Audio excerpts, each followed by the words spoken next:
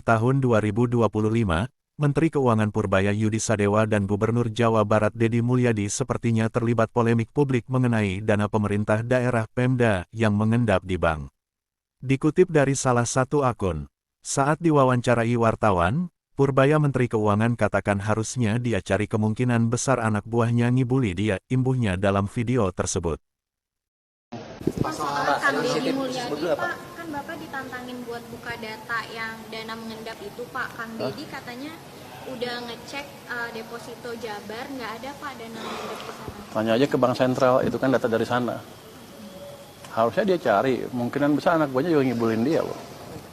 Kalau itu kan dari laporan perbankan kan, data Pemda sekian, ini sekian, ini sekian. Sepertinya data saya sama dengan data Pak Tito waktu saya ke Pak Tito kemarin tuh. Kan pagi Pak Tito jelaskan kan, data di perbankan ada berapa, angkanya mirip kok. Jadi Pak Deddy tahu semua bank, kan dia hanya tahu Jabar aja kan.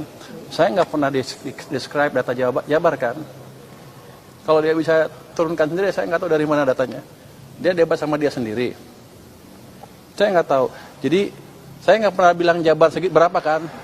Saya bilang data di perbankan sekian punya Pemda. Dan data itu dari bukan laporan apa sih? Sistem Keuangan Bank Sentral.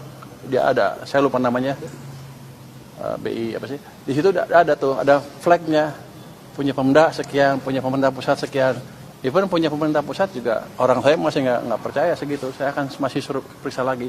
Itu uang apa sebetulnya?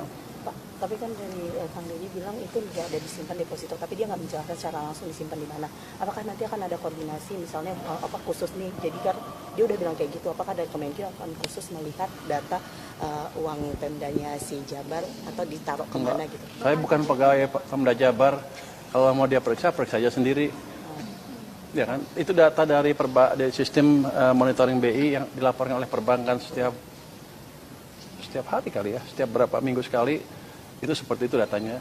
Dan di situ ada flag, ada contrengan nih data punya siapa, punya Pemda, depositonya jenisnya apa, deposito, giro dan lain-lain.